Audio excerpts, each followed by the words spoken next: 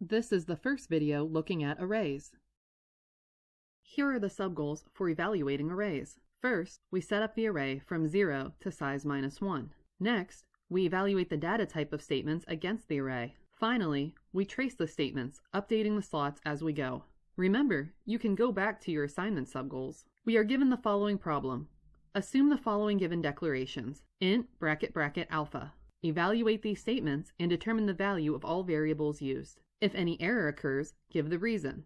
Then, we have the statements we want to evaluate. For subgoal 1, we need to set up the array from 0 to size -1. We have the statement alpha equals new integer, open bracket, 5, close bracket. This statement allocates 5 slots for integers. First line are indexes, second line are the values and content. Notice that the largest index is 4, the size of 5 minus 1. For subgoal 2, we evaluate the data type of statements against the array. Each of these statements only involves integers. Notice that for every bracket in the statements, the result will be an integer because we have an integer array. All of the array indexes on the left-hand side of the assignment statements are within the bounds of the array, 0 to 4. We can see that some of the index values on the right-hand side of the array are within bounds, but we will need to evaluate them all to see if all are valid. For subgoal 3, we trace the statements, updating the slots as we go. We will evaluate the first 2 statements. The first statement says alpha at index 4 is equal to 22.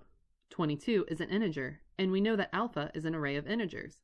So, we want to copy the value 22 at index 4 into the array. The second statement says alpha at index 0 is assigned the value 10. So we copy the value 10 into alpha sub 0, which gives us this array. Now we have alpha sub 1 is equal to alpha sub 4 minus alpha sub 0. First, we look at alpha sub 4 and see the value is 22. Then we look at alpha sub 0 and see the value is 10. So now we have the statement alpha sub 1 is equal to 22 minus 10, or alpha sub 1 is assigned the value 12. Looking at the next statement, we have alpha sub 2 is equal to alpha sub 1 minus alpha sub 0. Alpha at index 1 has the value 12. Alpha at index 0 has the value 10. So we have alpha sub 2 is equal to 2. So we copy the value 2 into the position alpha sub 2. Next we have alpha sub 3 equals alpha sub 2 minus 1. As always, we start with the innermost brackets. So first we determine the value of alpha sub 2, which is 2. Then we look at alpha position 2 minus 1, or alpha sub 1, which is 12. So alpha at position 3 now has the value of 12. Finally, we have alpha at position 4. Alpha sub 4 is assigned the value alpha at alpha sub 3. Again, we start with the innermost brackets and ask, what is the value of alpha at position 3? That is 12. Now we want the value of alpha at position 12, but there is no position 12.